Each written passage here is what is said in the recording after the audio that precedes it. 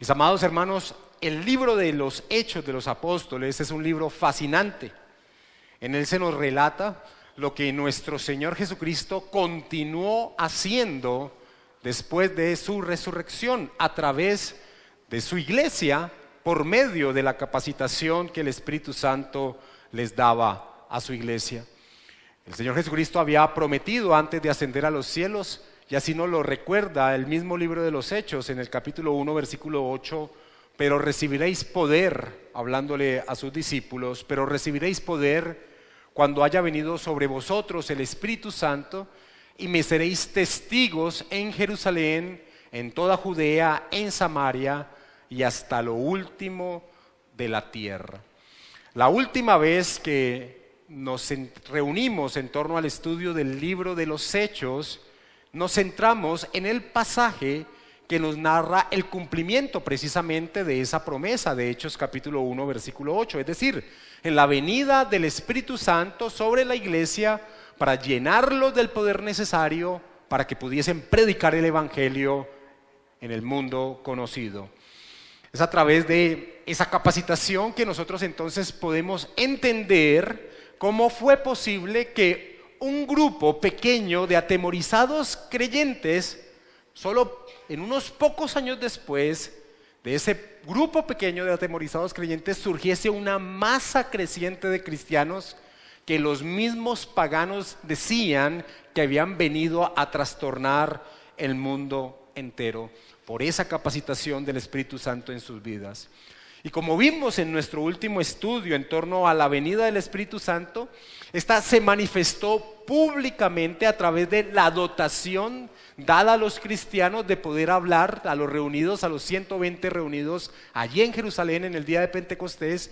Fue manifiesta esa dotación de esa capacitación a través de ese don de poder hablar en diferentes idiomas las maravillas de Dios, el bendito evangelio del Señor Jesucristo.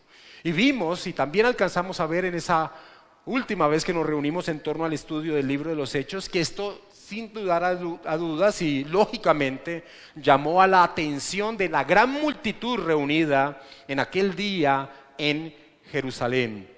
Ahora, que les hubiese llamado la atención de lo que estaba aconteciendo en ese día Pentecostés no significa que entendieran lo que estaba aconteciendo. Pues como bien enseña el apóstol Pablo, el hombre natural es incapaz de entender las cosas espirituales. Como él enseña en Corintios, el hombre natural no percibe las cosas que son del Espíritu de Dios, porque para él son locura y no las puede entender porque se han de discernir espiritualmente. Así que les llamó la atención lo que estaba aconteciendo, pero no entendían qué estaba aconteciendo. Y es por ello que la reacción inicial de esa gran masa de gente que se encontraba reunida en Jerusalén en aquel día de fiesta de Pentecostés, la reacción inicial fue que algunos estaban confusos sin entender qué era lo que ocurría, y otros que estaban observando aquel momento maravilloso tomaron una acción de desestimar lo que estaba aconteciendo y más bien se señalaron en lo que estaba sucediendo con burla, diciendo que lo que acontecía era que estaban borrachos los que allí estaban reunidos. Por favor, posicionémonos en Hechos capítulo 2 y leamos el versículo 12 y 13 del libro de los Hechos, que lo estudiamos ya. Estos fueron los últimos versículos que estudiamos hace 2 meses atrás. Dice: y estaban todos atónitos y perplejos, diciéndose unos a otros, ¿qué quiere decir esto? Mas otros, burlándose, decían: están llenos de mosto, es decir, están borrachos. Amados hermanos, el pasaje que vamos a estudiar en este mes es maravilloso, pues es la primera vez que la iglesia del Señor Jesucristo, capacitada por el Espíritu Santo, comparte el bendito evangelio a un mundo muerto espiritualmente. Como Martin Lloyd-Jones señalaba en torno al pasaje que vamos a estudiar en este mes, en Hechos 2 tenemos el primer sermón predicado bajo los auspicios de la iglesia y por consiguiente de una importancia insólita, decía Lloyd-Jones. En este pasaje que vamos a estudiar en este mes podemos decir que se cumple, es el inicio del cumplimiento de lo que nuestro Señor Jesucristo le dijo a sus apóstoles representados por Pedro cuando éste proclamó que Cristo era el Mesías esperado, que Jesús era el Cristo, el Mesías esperado, Dios mismo, el Hijo del Dios viviente. Podemos decir que este texto que vamos a estudiar en este mes es el inicio del cumplimiento de estas palabras que el Señor Jesucristo le dice a Pedro. En Mateo capítulo 16, no hay necesidad de que vayas allá, voy a leerlo, es un pasaje muy conocido, pero quiero referenciar este aspecto tan importante que vamos a estudiar en este mes. En Mateo capítulo 16 encontramos esa confesión de Pedro en torno a quién era nuestro Señor Jesucristo. Pedro, a la pregunta que le hace el Señor Jesucristo, ¿quién dicen ustedes que soy yo? Pedro responde que Él es el Cristo, el Hijo del Dios viviente. Y el Señor Jesucristo le dice: bienaventurado eres, Simón, hijo de Jonás, porque no te lo reveló carne ni sangre, sino mi Padre que está en los cielos. Y yo también te digo que tú eres Pedro, y sobre esta roca edificaré mi iglesia, y las puertas del Hades no prevalecerán contra ella.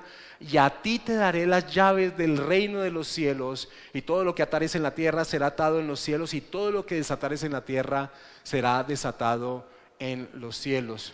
Esa expresión, a ti te daré las llaves del reino de los cielos, es tomada por los teólogos para referenciar esa capacidad de poder predicar el evangelio y abrir la puerta de los cielos a aquellos que escuchan y responden al mensaje del evangelio.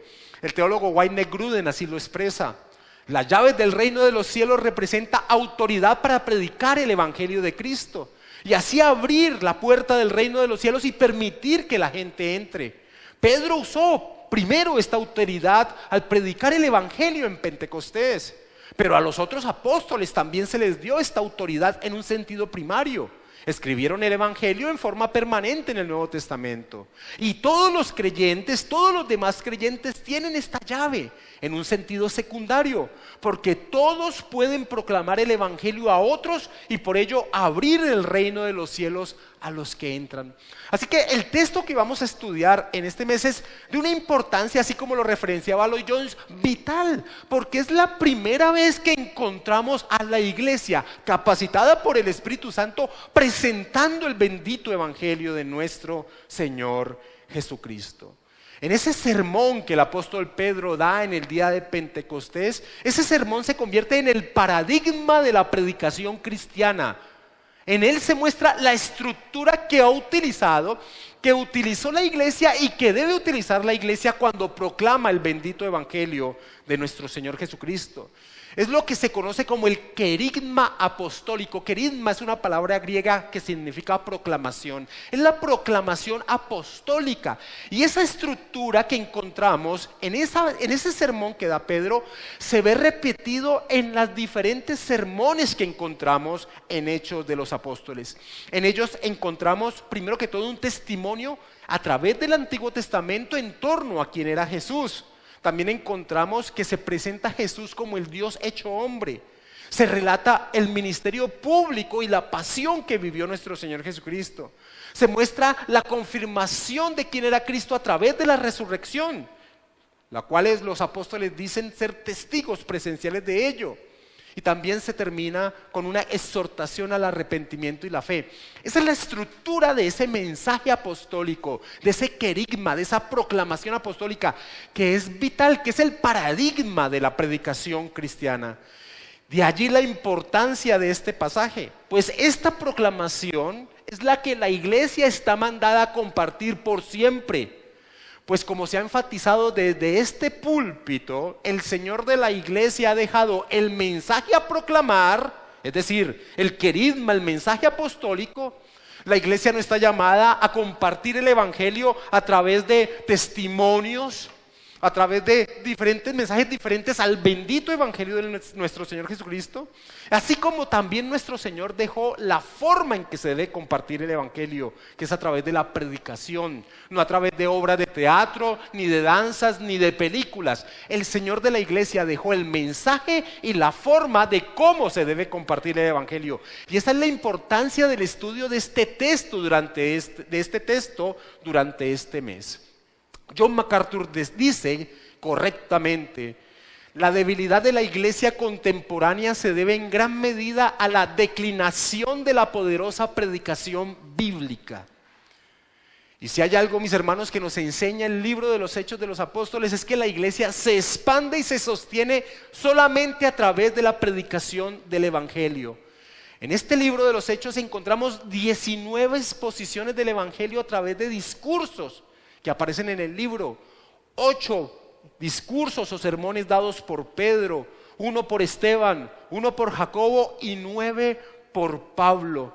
Así que sin dudas el libro de los Hechos expone la base y el fundamento de la iglesia, la predicación del mensaje apostólico, de la cual la iglesia por siempre debe ser columna y baluarte de dicho mensaje. Esa es la importancia del texto que vamos a estudiar durante este mes. Y lo primero que hace Pedro en el pasaje que vamos a estudiar en esta noche, en este inicio de estudio de este sermón, que vamos a tomar las 3 enseñanzas que tengo los días miércoles durante este mes de diciembre, y vamos a estudiar durante estas 3 miércoles ese sermón que da Pedro. Lo primero que hace Pedro es rechazar la mala interpretación que muchos habían dado a lo que había acontecido, a lo que estaba aconteciendo, para después entrar a señalar lo que dicho acontecimiento significaba y advertía. Así que empecemos el estudio y posicionémonos en Hechos capítulo 2. Y una vez más vamos a leer el versículo 12 y 13, donde vemos la reacción de confusión de parte de algunos que no entendían qué era lo que estaba aconteciendo, y la reacción de burla, que es muy común. Cuando uno comparte el Evangelio, es muy común también encontrar una reacción de burla, como muchos otros tomaron aquí. Hechos 2, 12 y 13, y estaban todos atónitos y perplejos, diciéndose unos a otros: ¿qué quiere decir esto? ¿Por qué esto están hablando en los idiomas diferentes que podemos entender lo que ellos dicen? Exactamente, a pesar de que no nacieron, estos son galileos, ¿cómo pueden estar hablando en diferentes idiomas? Ahora, esos estaban confundidos, pero otros estaban burlándose de lo que estaba aconteciendo, y esto no nos debe sorprender a nosotros. Ahora, si algo aprendemos de la respuesta de Pedro, es que Pedro nos enseña que aún ante el rechazo directo y difamador del mensaje del Evangelio, debemos tener un espíritu de mansedumbre y reverencia, así como él también indica en 1 de Pedro 3:15, cuando dice que cuando alguien nos pregunte a causa de la fe que profesamos, compartamos con mansedumbre y reverencia. Y aquí lo vemos, claramente era una burla en torno a estos que decían: estos los que están es borrachos. Pero Pedro, con mansedumbre y reverencia, les presenta o les explica, tira por el piso más bien lo que ellos están tratando de decir. Versículo 14 y 15 de Hechos capítulo 2. Entonces Pedro, poniéndose en pie con los 11, alzó la voz y les habló diciendo: varones judíos y todos los que habitáis en Jerusalén, esto os sea notorio y oís mis palabras, porque estos no están ebrios como vosotros suponéis, puesto que es la hora tercera del día. Ahora, esta posición que toma Pedro no es algo que él realice de forma independiente. Él está hablando como vocero de la iglesia, y en específico como vocero de los apóstoles del Señor. Por eso Lucas resalta que se levantó él con los 11. Es los apóstoles, es el mensaje apostólico lo que se va a presentar aquí. Lo que Pedro proclama no es una posición particular de él. Lo que él va a proclamar es la base, la columna, el fundamento de la verdad sobre la cual se sostiene la iglesia guiada por el Espíritu Santo. Pedro responde de una manera respetuosa a la burla que se había dado en torno a lo acontecido, señalando lo incoherente de dicho pensamiento, pues eran solamente las 9 de la mañana. Recuerden que los judíos cuentan las horas dependiendo desde el momento más bien de la salida del sol, desde las 6 de la mañana, así que la hora tercera era las 9 de la mañana. Y lo que Pedro está diciéndoles: esa posición que ustedes están tomando es tan ilógica, porque apenas son las 9 de la mañana, es imposible que alguien pudiese estar ebrio. Así que si estos hombres querían rechazar el mensaje que se les iba a compartir, debían buscar otro pretexto para poder explicar lo que estaba sucediendo.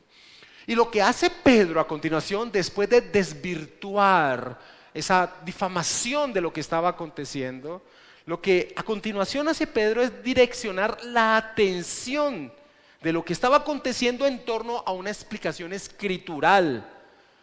Y ese primer paso también nos enseña a nosotros que siempre debemos presentar a través de la escritura para tirar por el piso cualquier difamación que se pueda presentar en torno al Evangelio. Y eso es lo que hace Pedro. Pedro inmediatamente va a tomar el apoyo escritural para poder explicar lo que estaba aconteciendo. En Hechos capítulo 2, versículo 16 dice: mas esto es lo dicho por el profeta Joel. Mas esto es lo dicho por el profeta Joel. Pedro se basa en la escritura. Esa es su arma, esa es su herramienta, como todo creyente debe hacer cuando presenta el Evangelio. Es más, cuando lo defiende. La escritura debe ser el fundamento de su hablar, es la verdad. Si el cristiano trata de presentar otra defensa diferente a la palabra del Señor, está colocando algo por encima de la palabra del Señor.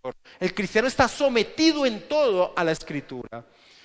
Ahora, cuando Pedro dice, esto es lo dicho por el profeta Joel, lo que está señalando es que esto que está aconteciendo tiene relación con una profecía dada en el pasado y que el pueblo allí reunido conocía.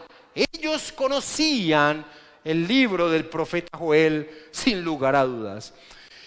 Para nosotros, los cristianos del siglo XXI, poder captar la atención que debe haber surgido inmediatamente, que Pedro hace referencia con estas palabras a lo que va a tomar como explicación de lo que está aconteciendo, debemos a grosso modo entender la profecía en general que traía Joel.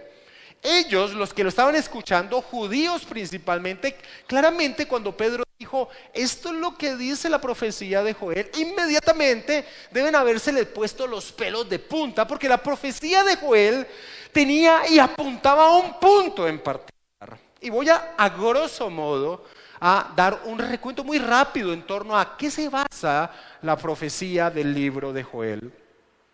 Joel fue un profeta que escribió al reino de Judá, tomando como punto de partida un evento que había impactado al pueblo, que había impactado a los habitantes de Jerusalén, a los habitantes de Judea. Y es que una plaga de langostas había barrido el territorio, había devastado, había consumido todo lo que había en el territorio. Y lo que sucedió a continuación fue un hambre brutal en aquella región. No sabía yo, y realmente me sorprendí en torno al estudio de la enseñanza, lo que son estas plagas de langostas aún al día de hoy cuando no son controladas. Es algo devastador. Estos son insectos muy grandes y que barren con todo, y esto había impactado el consciente del pueblo judío, y Joel toma ese impacto que tenían para traer su profecía. La hambruna que trajo fue tan grande que en el libro de Joel, y voy a tomar, sí, acompáñame, es importante, sí, es importante que vayamos al libro de Joel, no pierdas Hechos 2. Vamos al libro de Joel y voy a mostrarte el impacto que tuvo esto en esa época, cómo fue de devastador esa plaga de langostas. En Joel capítulo 1, versículos del 18 al 20, podemos ver al nivel que llegó la devastación, que dicen que aún hasta los animales gemían de hambre. No tenían que comer los animales, dice Joel 1, 18 al 20. Cómo gimieron las bestias, cuán turbados anduvieron los hatos de los bueyes, porque no tuvieron pastos. También fueron asolados los rebaños de las ovejas. A ti, oh Jehová, clamaré, porque fuego consumió los pastos del desierto y llama abrazó todos los árboles del campo. Las bestias del campo bramarán también a ti, porque se secaron los arroyos de las aguas y fuego consumió las praderas del desierto. Así que fue una situación atroz. Y recuerden, estas son expresiones a veces poéticas que trae también el profeta. Joel toma ese recuerdo atroz, ese recuerdo vivo en la mente del pueblo de Judá, para apuntar hacia un evento aún más dramático. Ese evento más dramático era la invasión de un reino extranjero que barrería la tierra. Pero ni siquiera ese es el punto principal al cual apuntaba la profecía de Joel.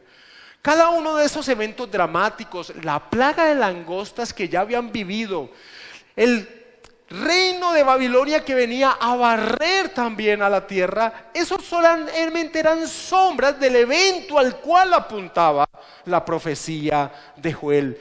Ese evento catastrófico al cual apunta la profecía de Joel es lo que los profetas llamaban y Joel llama la llegada del día del Señor, del día del Señor. Esa expresión que señalaba al juicio final. Y el libro de Joel direcciona la mirada de sus lectores hacia ese temido día y expresa que antes que llegue, el pueblo tiene la oportunidad de arrepentirse, de regresar a Dios para ser librado de dicha ira. Así que esta plaga de langostas, esta profecía de lo que iba a acontecer con Babilonia, todo eso apuntaba hacia el día del Señor, pero en medio de la profecía Joel dice que aún hay tiempo, que hay tiempo para arrepentirse, que hay tiempo para volver al Señor. En Joel capítulo 2, versículos 12 y 13 dice: por eso pues, ahora dice Jehová, convertíos a mí con todo vuestro corazón, con ayuno y lloro y lamento. Rasgad vuestro corazón y no vuestros vestidos, y convertidos a Jehová vuestro Dios. Todavía tenían opción. Esa es la manifestación de la profecía de Joel. Todavía estaban con opción de ser librados de la ira de Dios, y era un tiempo que debían aprovechar. Y dentro de esa profecía que da Joel, él manifiesta que en ese periodo antes de la llegada del día del Señor, el Señor mismo estaría en medio de ellos y derramaría de su Santo Espíritu al pueblo. Joel capítulo 2, versículo 27. Y conoceréis que en medio de Israel estoy yo, y que yo soy Jehová vuestro Dios, y no hay otro, y mi pueblo nunca jamás será avergonzado. Y después de esto derramaré mi espíritu sobre toda carne, y profetizarán vuestros hijos y vuestras hijas, vuestros ancianos soñarán sueños y vuestros jóvenes verán visiones, y también sobre los siervos y sobre las siervas derramaré mi espíritu en aquellos días, y daré prodigios en el cielo y en la tierra, sangre y fuego y columnas de humo. El sol se convertirá en tinieblas y la luna en sangre antes que venga el día grande y espantoso de Jehová, y todo aquel que invocare el nombre de Jehová será salvo. En el consciente colectivo del judío del siglo I, ellos sabían que cuando el Mesías viniera se instauraría la era del Espíritu Santo. Ellos sabían que antes de la llegada del gran día del Señor, la era del Espíritu Santo llegaría con la venida del Mesías. Eso lo tenían aquí metido los judíos en su mente. Así que cuando Pedro, en torno a explicar lo acontecido en el día de Pentecostés, empieza relacionándolo con la profecía de Joel, mis amados hermanos, sin dudas un corrientazo debe haber pasado por el cuerpo de estos judíos que lo escuchaban. Pedro les dice que aquel momento profetizado por Joel, aquel momento que antecedía al día del Señor, día terrible como él lo llama, había llegado. Y que ese era el significado de lo acontecido allí en Jerusalén. Y es por eso que el apóstol Pedro, al citar la profecía de Joel, cambia una frase del inicio de la profecía. Si tú tienes allí Hechos capítulo 2, versículo 28 y tienes, Hechos capítulo 2, versículo 16 y tienes Joel capítulo 2, versículo 28, puedes ver que Pedro hace un cambio en el inicio de la profecía porque él va a enfatizar que los últimos días han llegado. Joel inicia diciendo, después de esto. Pedro dice, en los postreros días. Cambia el énfasis, él tiene el énfasis de señalar lo que ha acontecido es que se han iniciado los postreros días, ese tiempo que antecede la llegada del día del Señor. Él quiere enfatizar esto. Hechos capítulo 2, versículo 16 al 18. Mas esto es lo dicho por el profeta Joel, y en los postreros días, dice Dios, derramaré de mi espíritu sobre toda carne, y vuestros hijos y vuestras hijas profetizarán, vuestros jóvenes verán visiones y vuestros ancianos soñarán sueños, y de cierto sobre mis siervos y sobre mis siembras en aquellos días derramaré de mi espíritu y profetizarán. La intención del apóstol Pedro era doble. Primero, advertir al pueblo que el día del Señor se acercaba. Los postreros días se habían iniciado. Y segundo, si se habían iniciado los postreros días, si se estaba viendo la manifestación de la profecía de Joel, que el Espíritu Santo se derramaría sobre el pueblo de Dios, era porque el Mesías ya había venido. Aquella luz verdadera que alumbra a todo hombre venía a este mundo. En el mundo estaba y el mundo por él fue hecho, pero el mundo no le conoció. A lo suyo vino y los suyos no le recibieron, dice Juan en el prólogo de su evangelio. En vez de estarse riendo y burlándose de lo acontecido, era el momento de arrepentirse y volverse al Señor que habían rechazado. Esa es la intención que tiene Pedro con señalar que lo que aconteció es explicado en torno al cumplimiento de la profecía de Joel. Se había iniciado el tiempo que antecedía aquel día terrible, el día del Señor. Por eso, mis amados hermanos, el mensaje de Joel es tan vigente como en el siglo I al día de hoy. Porque que el Espíritu de Dios se ha derramado en la vida de aquellos que pertenecen a Cristo advierte que el día del Señor se acerca. Y eso es lo trágico al día de hoy en medio de la iglesia contemporánea, que toman esta profecía de Joel, que Pedro relata que se cumple con la venida del Espíritu Santo en capacitación a los discípulos en el día de Pentecostés. Lo trágico es que la iglesia contemporánea relaciona esta profecía con las acciones infantiles que se ven en medio de algunas iglesias que tienen la especialidad de dar profecía al oído en torno a lo que va a acontecer a una persona en particular. Toman esta profecía para tratar de avalar dichas prácticas que son netamente antibíblicas y aborrecibles para Dios.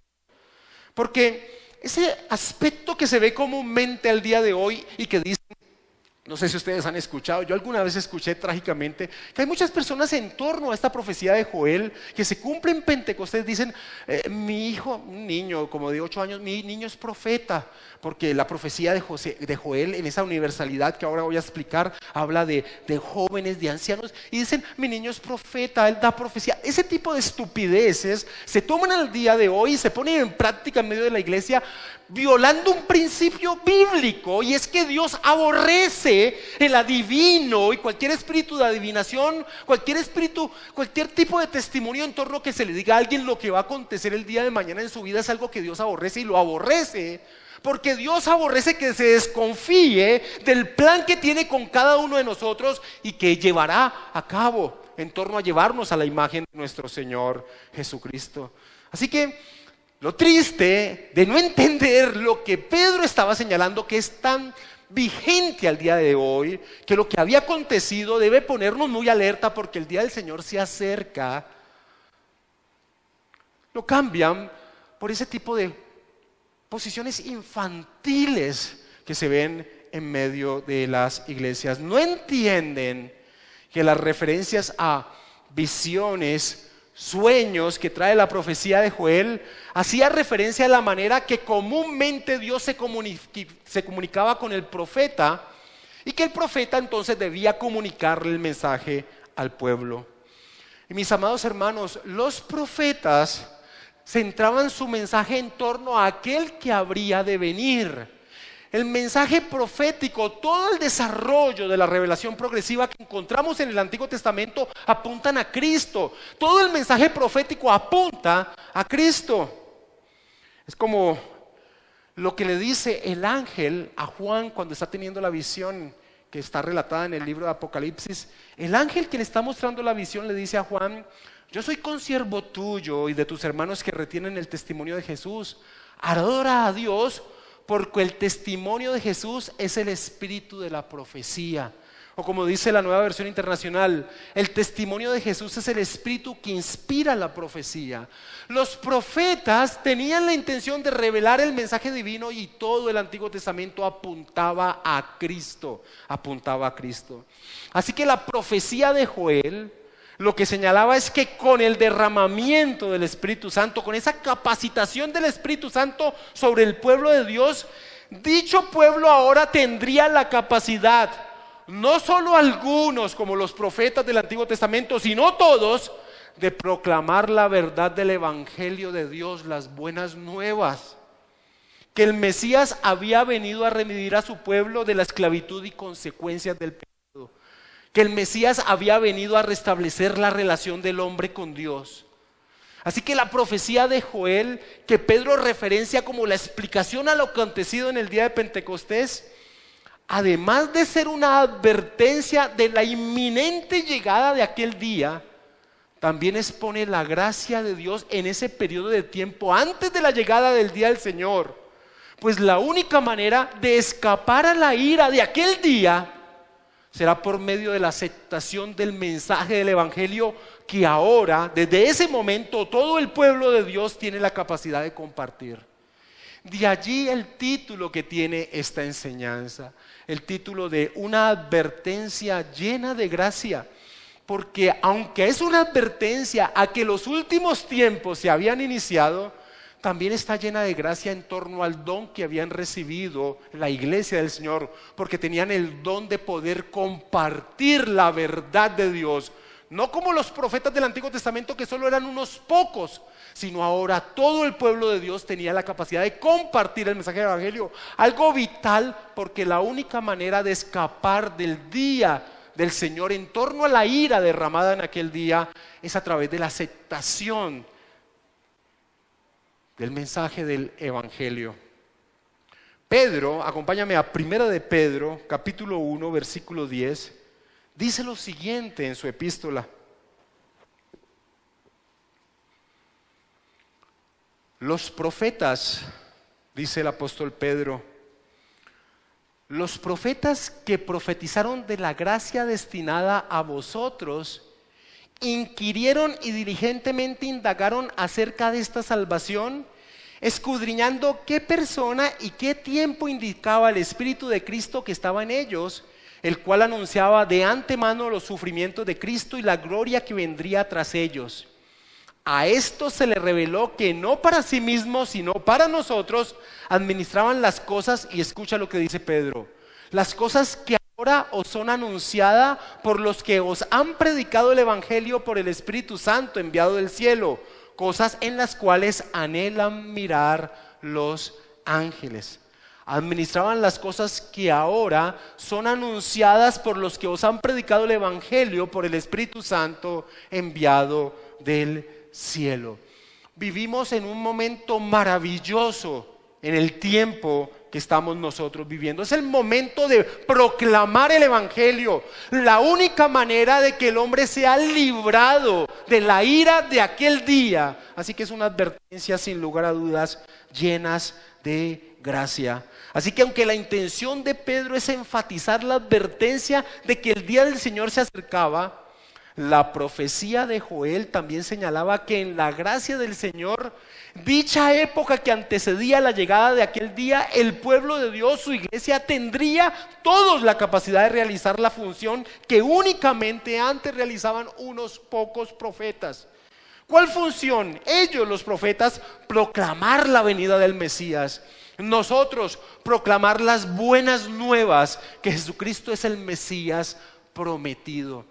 Por eso es tan importante entender la profecía de Joel, porque eso que marcó ese evento de las langostas que fue tan terrible, eso que vendría con los babilonios arrasando todo Jerusalén, solo son sombras de lo que acontecerá en el día del Señor. Son sombras insignificantes del día de la ira del Señor. Así que era una advertencia, pero unida, sumada a la gracia de que ahora toda la iglesia tendría la capacidad de proclamar el mensaje de Dios. Y que esta era una capacitación general para toda la iglesia. Es claro en torno a lo universal de la recepción del Espíritu Santo por todos los creyentes que señala la profecía de Joel. Porque dice, derramaré mi espíritu sobre toda carne. Hijos, hijas, jóvenes, ancianos, esclavos, esclavas, todos tendrán la capacidad del Espíritu de Dios de proclamar el Evangelio. Y esto fue precisamente lo que el evento de Pentecostés señaló de forma tan dramática.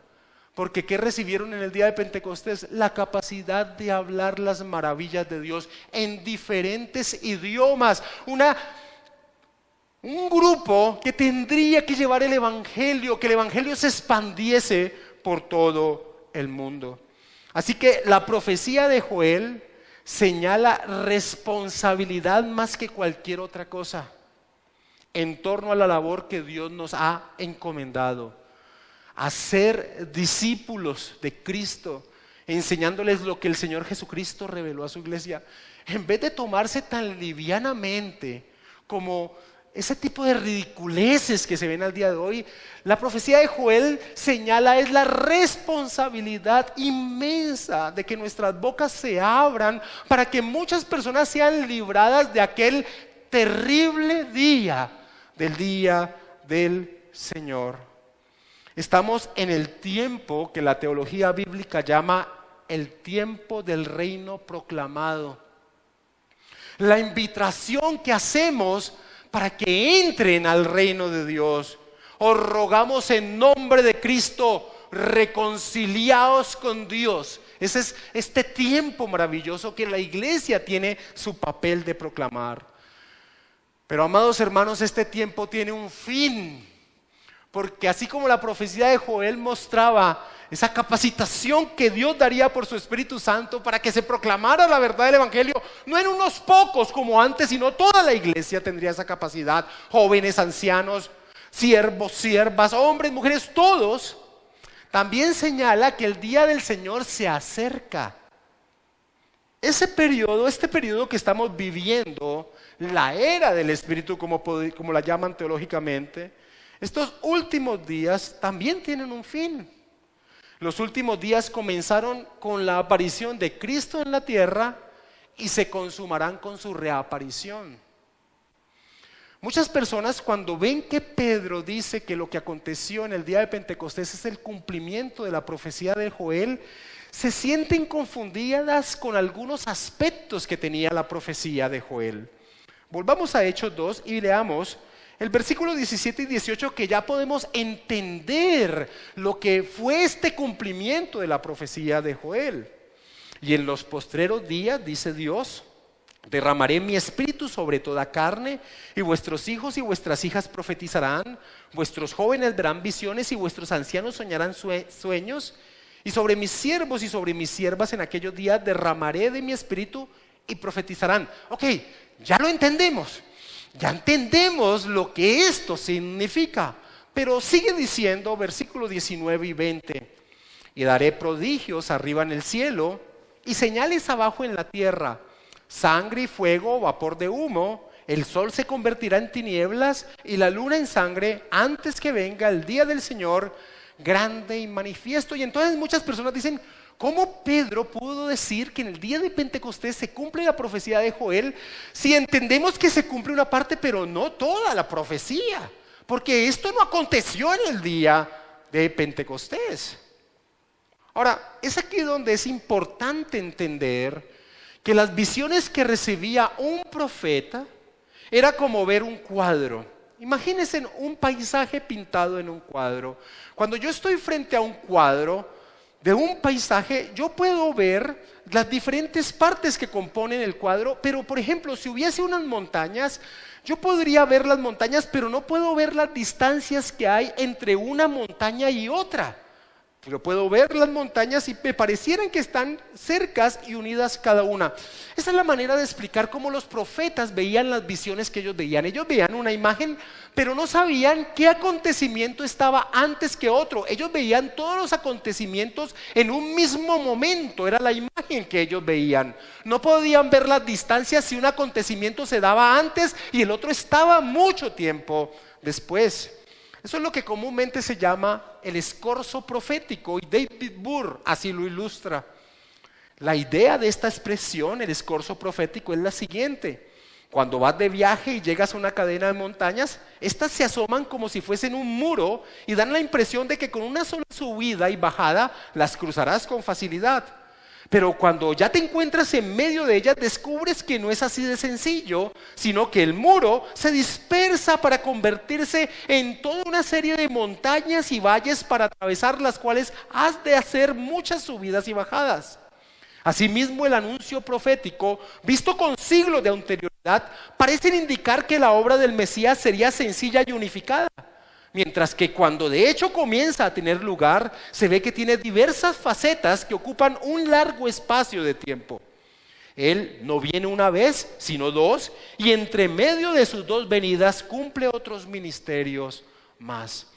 Joel, en medio de su visión, pudo ver en torno al día del Señor que antes que llegara vendría el Espíritu Santo sobre todo su pueblo, capacitándolo para profetizar, es decir, compartir el mensaje que Dios le daría. Pero también vio en medio de esa visión que tuvo Joel que lo antecedían acontecimientos terribles que harían que toda la humanidad temiera. Pero Joel no pudo ver la distancia entre un acontecimiento y otro. Él los presenta como si fuesen simultáneos.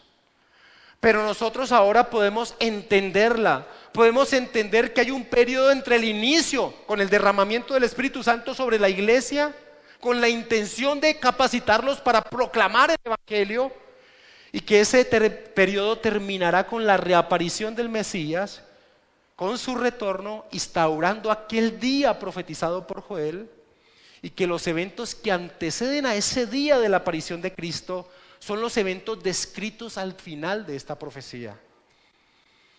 Como el mismo apóstol Pedro, respondiendo a la burla de algunos que decían que tal día nunca llegaría, expresa. Escucha lo que dice Pedro: el Señor no retarda su promesa, según algunos la tienen por tardanza, sino que es paciente para con nosotros, no queriendo que ninguno perezca, sino que todos procedan al arrepentimiento. Este es el tiempo que estamos viviendo. Este es el significado de por qué somos capacitados por el Espíritu Santo y profetizamos. Profetizar es traer el mensaje de Dios, el mensaje del Evangelio.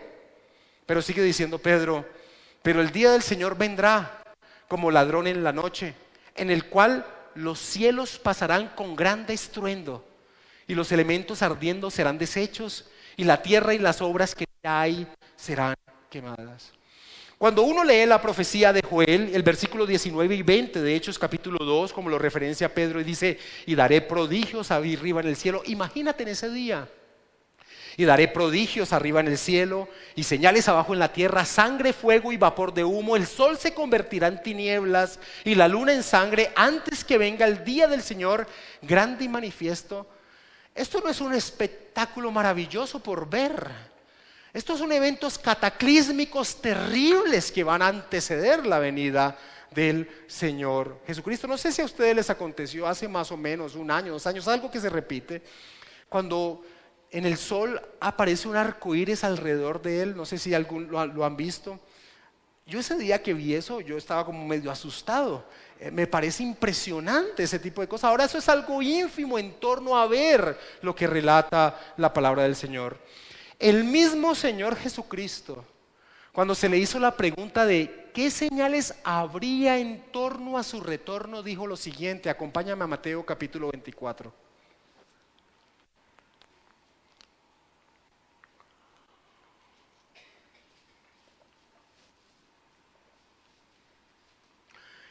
Estando él sentado en el monte de los olivos, versículo 3, Mateo 24, 3, y estando él sentado en el monte de los olivos, los discípulos se acercaron aparte diciendo: dinos, ¿cuándo serán estas cosas y qué señal habrá de tu venida y del fin del siglo?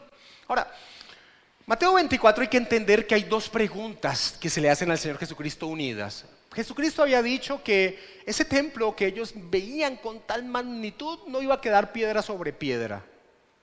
Pero también le hace la pregunta que aquí vemos de qué acontecimientos o qué señales habría en torno antes de su venida y del fin del siglo. Y él en ese capítulo 24 responde entrelazadamente a esas dos preguntas.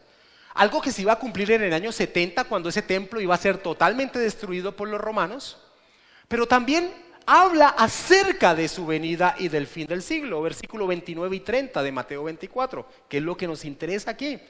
Mira las palabras de Jesús y relaciónalas con la profecía de Joel. E inmediatamente después de la tribulación de aquellos días, el sol se oscurecerá y la luna no dará su resplandor, y las estrellas caerán del cielo y las potencias de los cielos serán conmovidas. Entonces aparecerá la señal del Hijo del Hombre en el cielo, y entonces lamentarán todas las tribus de la tierra y verán al Hijo del Hombre viniendo sobre las nubes con poder y gran gloria. Podemos entonces entender la profecía de Joel, podemos entender que es una advertencia hacia un día terrible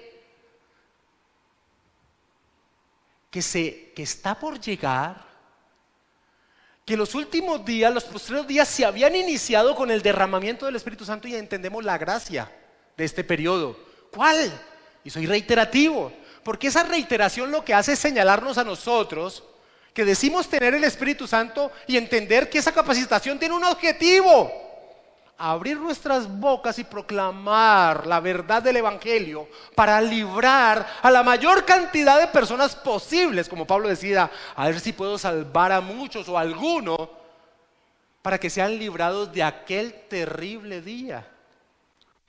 El apóstol Juan, en la visión que tiene en Apocalipsis, relata lo siguiente en Apocalipsis capítulo 6, versículo 12 al 17. Estas palabras hacia el final de este bloque de Apocalipsis 6, versículo 12 al 17, para mí en particular son las palabras más terribles que yo he escuchado de boca de alguien. Es decir, reflejan el mayor terror que yo he visto expresar a alguien, porque me pongo en ese instante, en ese día, en torno a la venida del Señor. Juan, en medio de su visión, relata lo siguiente, versículo 12 de Apocalipsis 6. Miré cuando abrió el sexto sello y aquí hubo un gran terremoto y el sol se puso negro como tela de silicio y la luna se volvió toda como sangre y las estrellas del cielo cayeron sobre la tierra como la higuera deja caer sus higos cuando es sacudida por un fuerte viento. Y el cielo se desvaneció como un pergamino que se enrolla y todo monte y toda isla se removió de su lugar. Y los reyes de la tierra y los grandes, los ricos, los capitanes, los poderosos y todo siervo y todo libre se escondieron en las cuevas y entre las peñas de los montes y decían a los montes y a las peñas: caed sobre nosotros y escondednos del rostro de aquel que está sentado sobre el trono y de la ira del Cordero, porque el gran día de su ira ha llegado, y ¿quién podrá sostenerse en pie? Estas son las palabras de mayor terror, porque me pongo en ese instante terrible de aquel día que sin duda viene. La ira de Dios, la ira de Dios. Amados hermanos, la profecía de Joel es una advertencia. En vez de estarse riendo y burlándose, deberían aprovechar ese momento para arrepentirse y regresar a los pies del Señor. Pero es una advertencia que también proclama la gracia de Dios. La gracia de Dios de capacitar a su pueblo para que abra su boca y comparte el Evangelio de Dios. Porque solo aquel que crea en Él, en Cristo, en el mensaje del Evangelio, será salvo de aquel terrible día. Y es por eso por lo que Pedro termina esta referencia al significado de lo acontecido en el día de Pentecostés, diciendo lo que Joel finalizaba también diciendo en su profecía. Hechos capítulo 2, versículo 21. Y todo aquel que invocare el nombre del Señor será salvo. Y todo aquel que invocare el nombre del Señor será salvo. ¿Será salvo de qué? De la ira de Dios. Tú piensa en lo que más temes, en un terremoto, en lo que sea. Piensa, eso es una sombra. Es como las plagas de langostas. Es como cuando Babilonia barrió Jerusalén. Sombras de lo que es la ira de Dios. Que caigan las peñas sobre nosotros, decían los poderosos, los más ricos, los tremendos del mundo. Que caigan las peñas de nosotros, escóndenos de la ira del Cordero. Ahora, cuando uno estudia Hechos capítulo 2, este pasaje, que Pedro entonces arranca diciendo: no están borrachos, ven te explico lo que está aconteciendo, y relaciona la profecía de Joel. Uno debe tener el libro de Joel abierto y Hechos capítulo 2 abierto, porque aquí sucede algo tremendo con este versículo 21, que es el abrebocas de lo que va a ser Pedro y que veremos el próximo miércoles. Porque Pedro termina diciendo: y todo aquel que invocar el nombre del Señor será salvo. Pero resulta que así no dice la profecía de Joel literalmente. Mira lo que dice Joel capítulo 2 versículo 32. Y todo aquel que invocar el nombre de Jehová será salvo. ¿Qué está haciendo Pedro? El título Señor, el título Kyrios, Lucas lo ha venido utilizando desde el inicio de Hechos de los Apóstoles en torno a la persona de nuestro Señor Jesucristo. Ejemplo, en Hechos capítulo 1 versículo 6 dice: entonces los que se habían reunido le preguntaron diciendo: Señor, a nuestros Kyrios, ¿restaurarás el reino de Israel en este tiempo? En el versículo 21 del capítulo 1 dice: es necesario pues que estos hombres que han estado juntos con nosotros todo el tiempo, que el Kyrios Jesús entraba y salía entre nosotros. En el versículo 24 del capítulo 1, llorando dijeron: tú, Kyrios, que conoces los corazones de todos, orando a Jesús, muestra cuál de estos dos has escogido. Así que Pedro entra a referenciar el término Kyrios, que en las escrituras sagradas de los judíos estaban reservadas para referirse a Dios, y lo utiliza señalando a Jesús.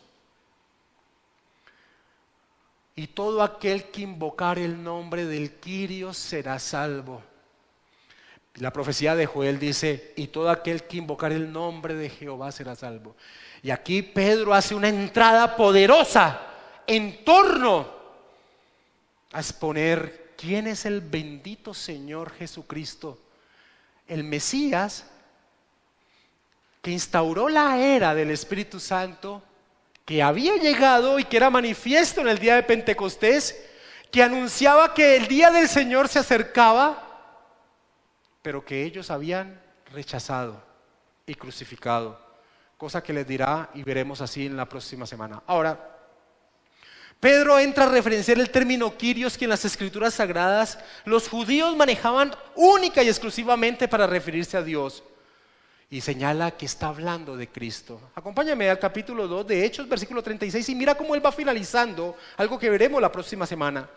Sepa pues ciertísimamente toda la casa de Israel que a este Jesús a quien vosotros crucificasteis, Dios le ha hecho Kyrios y Cristo. Y mira lo que dice en el capítulo 4, versículo 10 al 12, una vez más Pedro: sea notorio a todos vosotros y a todo el pueblo de Israel que en el nombre de Jesucristo de Nazaret, a quien vosotros crucificasteis y a quien Dios resucitó de los muertos, por él este hombre está en vuestra presencia sano. Este Jesús es la piedra reprobada por vosotros los edificadores, la cual ha venido a ser cabeza del ángulo, y en ningún otro hay salvación, porque no hay otro nombre bajo el cielo dado a los hombres en que podamos ser salvos. Así que cuando Pedro va finalizando la explicación de cómo se relaciona lo acontecido en Pentecostés con lo que acontece con la profecía de Joel, y dice las mismas palabras de Joel, pero no utiliza el término o nombre Jehová, sino Kyrios, al cual está hablando acerca de Jesús, y dice: todo aquel que invocare el nombre del Señor será salvo. Está proclamando algo que es fundamental en torno a la aceptación del mensaje del Evangelio. Porque aceptar el mensaje del Evangelio no es solo aceptar la obra de Jesús, sino aceptar quién es Él. Dios hecho hombre. Dios hecho hombre. Si Jesús no es Dios, su obra no vale nada. Es un buen ejemplo moral a seguir, pero no un sustituto de nuestra vida. Y lo que hace Pedro es empezar a involucrar una verdad tremenda que hay que aceptar en el corazón. George Slatt dice: el sentido básico del título Kyrios es atribuir a Jesús las funciones de la divinidad. Si confesar el señorío de Jesús significa salvación, sus antecedentes se encuentran en el concepto veterotestamentario, es decir, del Antiguo Testamento, de invocación del nombre de Jehová. Así pues encontramos, dice Ladd, que el día del Señor se convierte en el Nuevo Testamento en el día del Señor Jesús, en el día del Señor Jesucristo, en el día de Cristo. Por ejemplo, en Filipenses 1:6, Pablo dice, estando persuadido de esto, que el que comenzó en vosotros la buena obra, la perfeccionará hasta el día de Jesucristo, el día del Señor. En 1 Corintios 1:8 Pablo dice, el cual también os confirmará hasta el fin, para que seáis irreprensibles en el día de nuestro Señor Jesucristo, en el día de Jehová, en el día del Señor. Y amados hermanos, al compartir el Evangelio, no solo se comparte la obra de Cristo, sino también quién es Él, Dios hecho hombre. Porque a Jesús no solo se recibe como Salvador, sino también como Señor. Y aquel que así lo recibe será salvo del evento más aterrador que criatura alguna pueda experimentar: recibir la ira de Dios, recibir la ira de Dios. Así que, ¿cuáles son las implicaciones de este pasaje con el cual inicia Pedro su sermón en el día de Pentecostés? Una vez más soy reiterativo. Qué triste es que la iglesia al día de hoy tome esto para actuar tan infantilmente, para actuar tan antibíblicamente, cuando se pierde la intención de urgencia de abrir nuestras bocas, de compartir el Evangelio en este periodo de tiempo de gracia antes de la venida de aquel terrible día. Porque todo aquel que invocare el nombre del Señor será salvo. Otro aspecto, implicación que tiene, es que nosotros no deberíamos perder tanto el tiempo en controversias doctrinales, sino que deberíamos dedicarnos a predicar la bendita palabra del Señor, el Evangelio de Cristo. Eso es lo que necesitan las personas, necesitan reconciliarse con Dios. Este es un mensaje de urgencia, de urgencia. No conocemos el día de nuestra partida aquí, y ese es el último instante de posibilidad de que alguien sea salvo de la ira de Dios.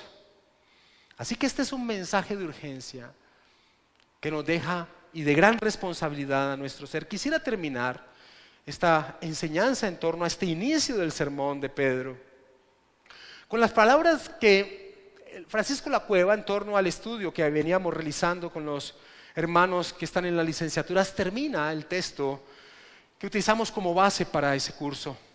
Francisco Lacueva, en torno al evangelizar, dice lo siguiente: seguir la verdad en amor y orar para que el Espíritu Santo ilumine las mentes y mueva las voluntades de unos y de otros para salvación, mediante un reavivamiento de la fe y del amor, y la producción de una auténtica y constante metanoia, es decir, un arrepentimiento sincero. Es la norma indispensable, sin la cual todos los esfuerzos humanos serán baldíos, no tendrán peso. Si hay algo que nos deja este mensaje tan mal utilizado el día de hoy para mucha gente sacar pecho y decir: mi niño de 8 años es profeta, yo soy profeta, yo tengo capacidad, soñé, te digo, infantilmente e ignorantemente en torno al significado de la profecía de Joel. Si hay algo que nos deja, debe ser una hambre, una misericordia por aquellos que parten constantemente, que se cruzan en el camino de nuestra vida y que van a tener que enfrentar algo que, como en Apocalipsis 6 se expresa, es terrible: la ira de Dios, la ira de Dios. Así que, mis hermanos, este abrebocas del sermón que da Pedro debe a nosotros impulsarnos al objetivo de Hechos de los Apóstoles: compartir el bendito mensaje del Evangelio. Vamos a orar, mis hermanos.